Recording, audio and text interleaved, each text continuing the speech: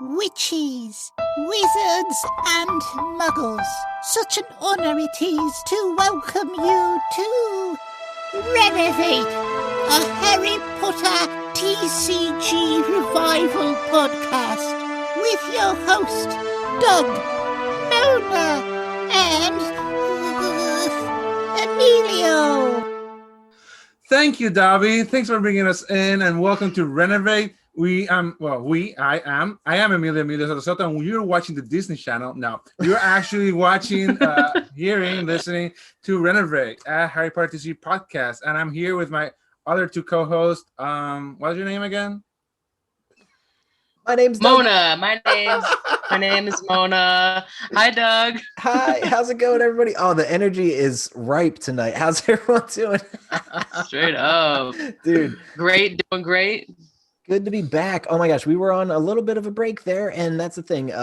This is going to be more or less a mini episode, but glad to be back. We're talking about the recaps of our top 5 cards from the previous 2 sets.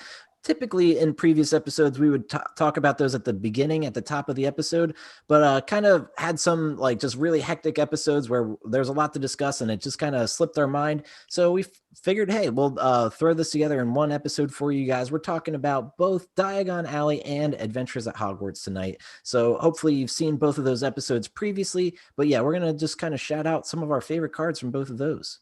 Yeah. Anything going on before that, though? Anything cool going on in life? I know that's another thing. Peek behind the curtains. We just recorded our Chamber of Secrets episode, so you have that to look forward to, too. Yes, for sure. Part one of who knows how many. Oh, gosh. Yeah. So many cards in this set.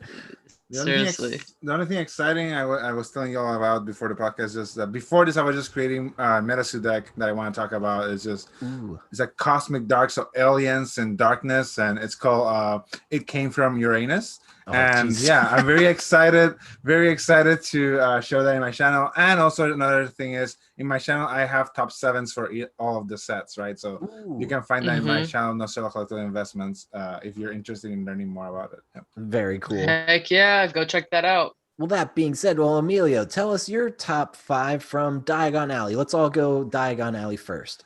Should we just go like each one's the 5 or just the top 5? How each one says just the 5, the 4, the 3rd, or we each one just say our top 5 in a row? What do you want? I didn't put mine in order like that. Yeah, I know.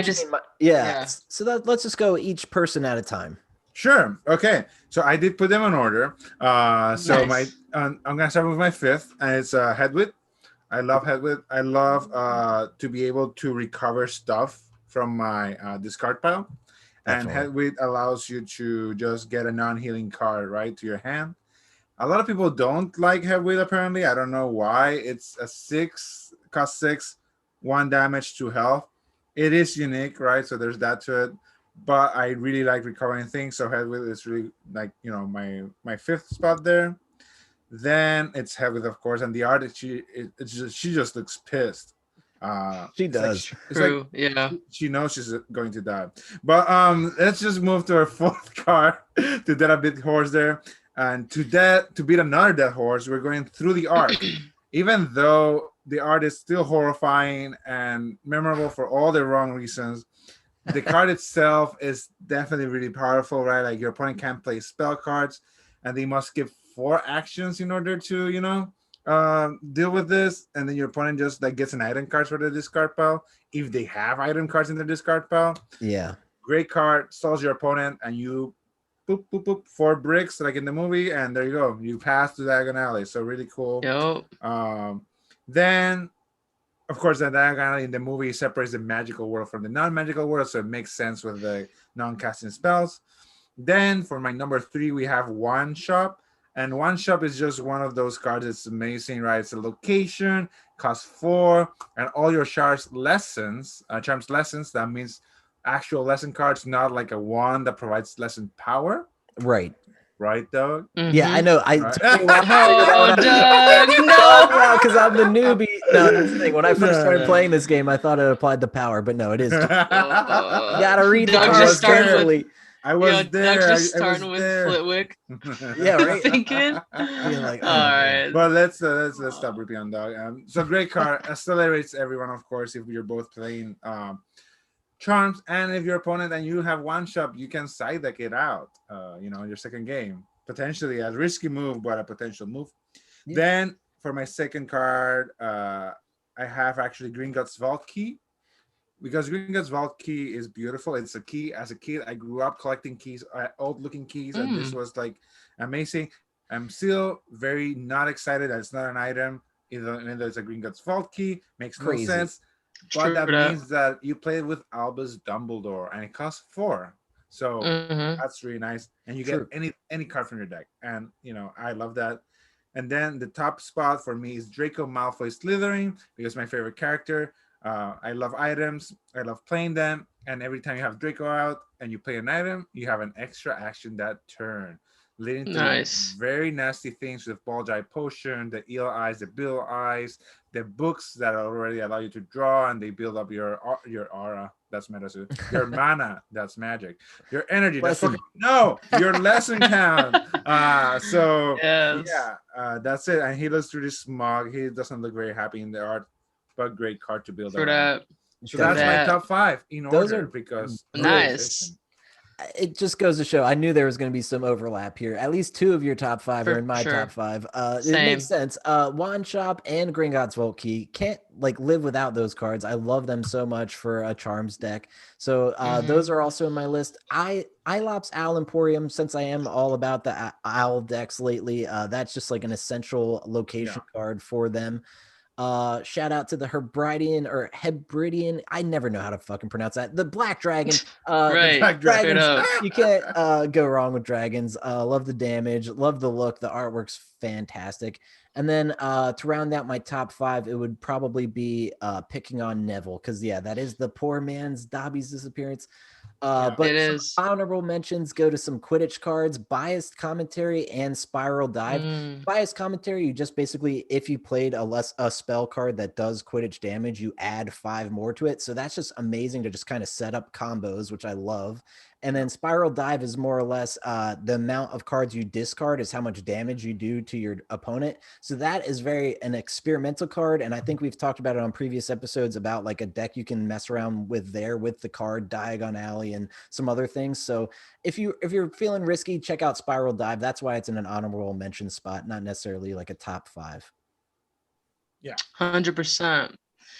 I'm with you actually. There's quite a bit of overlap, but as players, I think there's going to be, right, because these like Wand Shop and Gringotts Vault Key are very important cards to have. 100%. Wand Shop, any time I have a deck that has charms in it, I'm gonna have Wand Shop for sure, because you're just able to pull out some of these like heavy hitters a lot sooner, like the Dobby's help, etc. So that's in there for sure. Gringotts Vault Key is good because you're able to, if you need to get that spell card that you need or whatever it is. Yep, that's definitely top notch. I'm gonna say also Grip Hook for me. I've been using Grip Hook a lot. It's like it never fails, right? So like this is good if your opponent if you feel like they're sort of like building up cards in order to make that hit, then you can just pull Grip Hook out. They have to discard it. Now they do have to draw that many cards that they discarded, but at the end of the day, it's like you're still doing some type of detriment, right? Like you're getting rid of somebody's hand. That sucks. Yes. Right. I really like also Bulgeye Potion. So Bulgeye Potion, for me, I like it is expensive for sure, but as we mentioned in other episodes, if you've got Arthur Weasley in play as your starting character or just in play, they help out with the fact that it's 10, right? Because then you can go through and take that damage because it's an item, and then just discarding it to do 13 is awesome. And then for art wise, I really like the Leaky Cauldron. I'm like fascinated with like old school architecture and like dingy looking streets. And I feel like the Leaky Cauldron is like the definition of that for me. Totally dig it. Yeah. And then also another one for the art is going to be Letters from No One. I just nice. I really, really love that. Yeah. So that'll be what was it? I guess 4 and then 2 art. So Yeah, there you go. Very cool. Yeah, Yep. I'm gonna give my honorable mention because you have to, so I will too, and that's the unicorn horn Ooh, for yes. Diagon Alley. It was just my favorite art of the set. Yeah. Very cool. All right, well, that Heck covers yeah. our top cards of Diagon Alley. We can move on to Adventures at Hogwarts now. Another amazing set here. I guess let's kind of go in the same order. Emilio, you want to start this one off? Sure. So for me, I'm just gonna the top 5 is mostly about gameplay, so that's so you know, at least in my opinion, right? For the listener. And we're gonna start with number 5, that's Stream of Flames. Stream of Flames costs 5. It hits for 3 damage to your opponent, and you can choose a creature and hit it for 3 as well. Very good, sort of, has dual purpose of dealing with creatures and your opponent. So definitely a nice card, and the art is not horrible.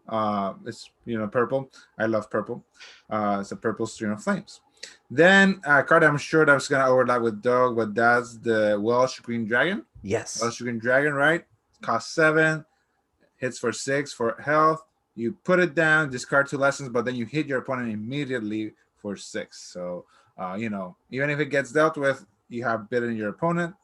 The art is interesting. It's one of the arts that I also wouldn't expect from Harry Potter, but I like it a lot. Right. Very, very detailed dragon-like. Third place is for one of my favorite cards in the set, and that's the Forbidden Corridor. Both, there's 2 editions of this card. Both of them are amazing looking and equally weird. One is scary, which is the set one, and the other one is just nostalgic, even though it's scary too. And this location is just like a deck that I used to run, which hopefully I get to play with Mona in the future. I don't want to play with that deck against Dog. I think it could make people cry. I might cry. So I don't want to make D cry. No. But I wouldn't mind Mona crying a little bit. I think I'll for sure cry. She gets a lot. She gets out with a lot of things. I think she needs some medicine there. Now, I do think. Sure. I'm pretty sure I will be the one crying regardless. But Forbidden Corridor, it forces all players to sacrifice a card each of their turns. So, it's what's called stacks. You're like sort of depleting resources for both players. But of course, you'll build your deck to not be as affected when you have this card in.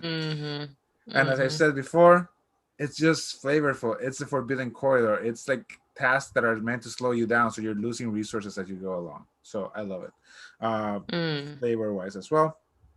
Then we have the most basic looking card in the whole series, yet is very useful, Madame Pumphrey. This white chick with blonde hair will heal you for 12 non-healing cards. Very powerful option for decks that are not running potions, right? We've talked about that before. Definitely. Really popular little witch here. And that's my second place for the reasons stated. And then for my first place, we have the supreme, the great high witch himself, Dumbledore. And Dumbledore, amazing art, as Mona has enlightened us with yours. I didn't know before she told us this is a clay. This is supposed to be clay. That makes this card just for me like just a treasure. Amazing. Like, it looks like when you look at first time, it looks like a hand drawing that took like forever. Yeah. And then when you look deeper, oh wow, you can see there's some shapes there that a drawing will not make very easily, right? So really cool. And the effect of having the gay wizard on your team, you get to cast stuff for two lessons cheaper as long as you have at least 2 lessons out, right? 4 lessons out, sorry. So once this dude has studied up, he'll hit you hard, he'll hit you fast, and very worthy of the headmaster card. But something to keep in mind is that it is not much better than any other professor, right? Like professors will normally basically reduce the cost of your cards by 1 because they already provide 1 lesson basically, right? So it is not a huge step, but one extra lesson that you don't have to pay is still pretty good. It's also limited because it's limited to cards that are worth 6 or more casting cost of the spell, right? While a normal professor is actually reducing the cost of all your cards by 1. Right? So those are things that you have to balance out and when you're deck building around this card. So those are my top 5. Very cool. Nice list. Yeah. Again, I knew there'd be quite a bit of overlap. There's 3 this time on the overlap. I got Welsh Green Dragon, obviously. Go Dragons. Sure. Albus Dumbledore and Madame Pumphrey. Like both of those characters are just like I can't live without. And only just this year on stream, I pulled my very first Albus Dumbledore. Yeah. Now I at least Heck have one, yeah. and I can make some decks around him. I do want to make a Quidditch one specifically. Him on a broom sounds hilarious. But that being said, that's True. 3 of my 5 already taken care of by Emilio. The other 2 are Quidditch Pitch. Me being the Quidditch guy, I love that card. It's a location which, if I'm not mistaken, basically just lowers the amount of. Hold on, let me pull up Quidditch Pitch. I actually forget what it says. I got it right here. Oh, what's that? It's it says spell cards that need Quidditch power need 2 less power to play. That's you right. still need at least 1 power that matches. So yeah, it lowers Quidditch power spells. So I always appreciate that one, especially when some of these cost like 10 and up, or like 9 even for the Nimbus 2001.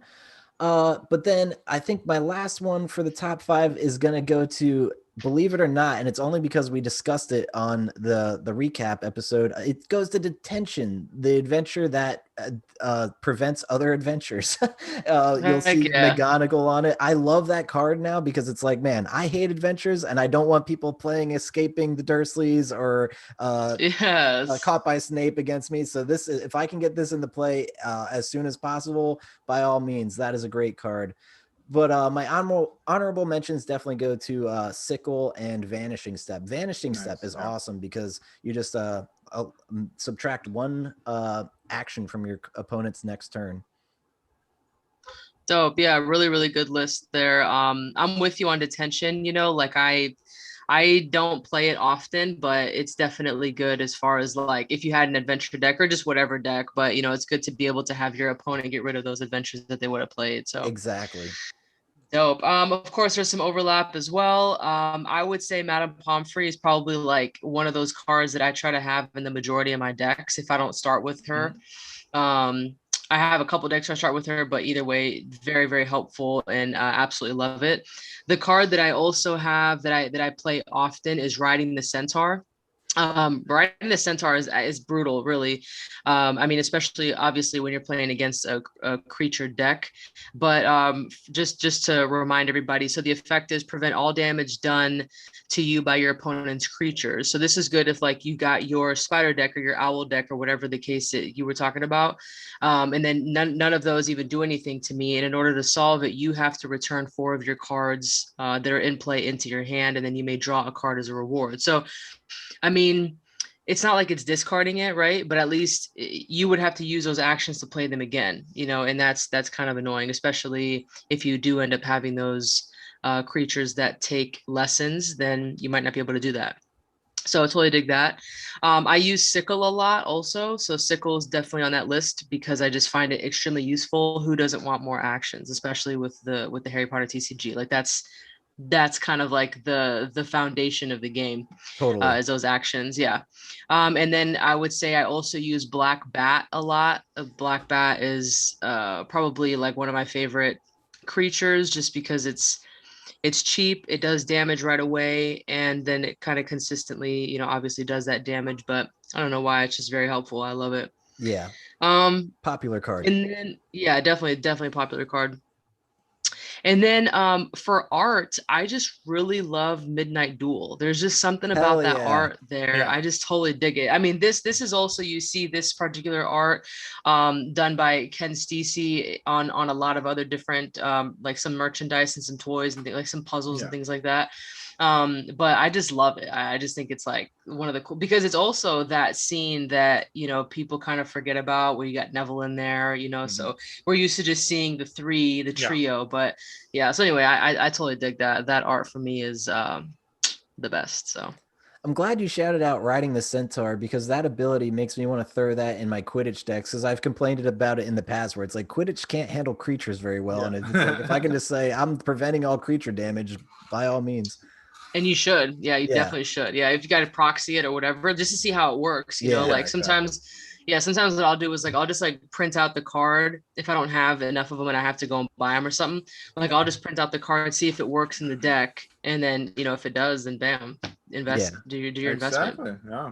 Very cool. Wow. All right. Well, we already went over our top 5 there. That was pretty quick. But again, we just kind of want to also just let the listeners know that we're not a dead podcast. We're still going. We do have Chamber of Secrets coming for you guys down the pipe soon, and some other exciting things. Hopefully some gameplay of us. Actually, once we wrap up Chamber of Secrets, we're going to be playing a lot of games together and broadcasting that. Yes. So that's a lot of fun. Yeah, I think basically we're going to be moving a little bit.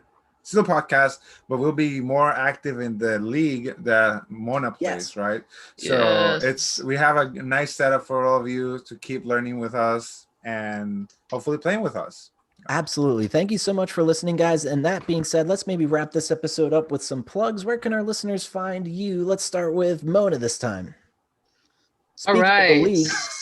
Yeah, speaking of the league, for anyone that's interested in the league, please find your way over to us. It's in Discord. We use Discord every week to play live games with our webcam. So you are using physical cards if that's something that you're interested in doing. If you don't have physical cards and you don't want to invest in a bunch of boxes and booster packs, hit me up.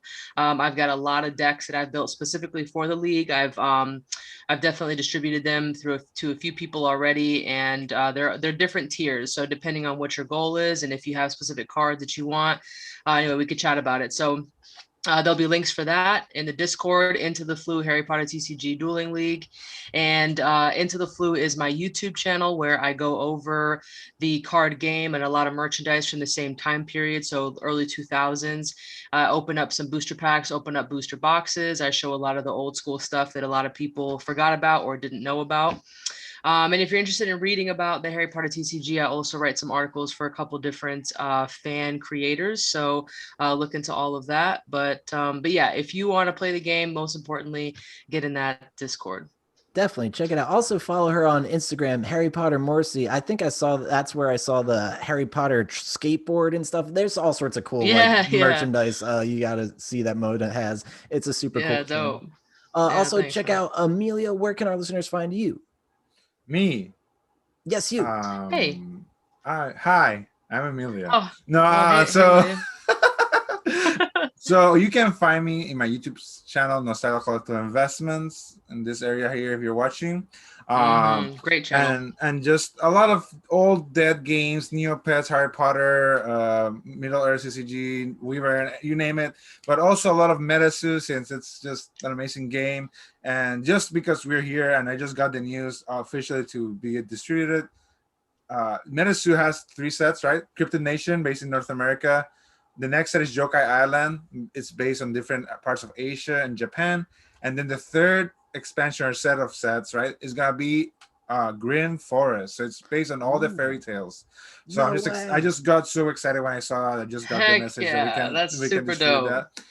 And you can also find me in the Metasu Discord, where I can teach you as a head judge of the game. I'll teach you about Metasu, how to play Metasu, or we can talk about collecting. No matter, I'm normally there, and you can hit me up, and very easy to find me in that Metasu Discord. So yes, definitely check it out. Oh my God, Metasu is such a cool game too. We'll probably be covering some of that in the future. Who knows what'll happen? Well, now that you don't have the other podcast that you're taking a break, maybe we can start something new. Exactly. I'm all about learning new games, and that game is very exciting. Same. And that all being said, you can follow me on twitch.tv/ABT Silence. That stands for Almost Better Than Silence, which is the podcast that's currently on hiatus, but we'll see if that show comes back. But it was a video game podcast. There's lots of episodes to go listen to there if you're interested in that. We've interviewed some really cool people.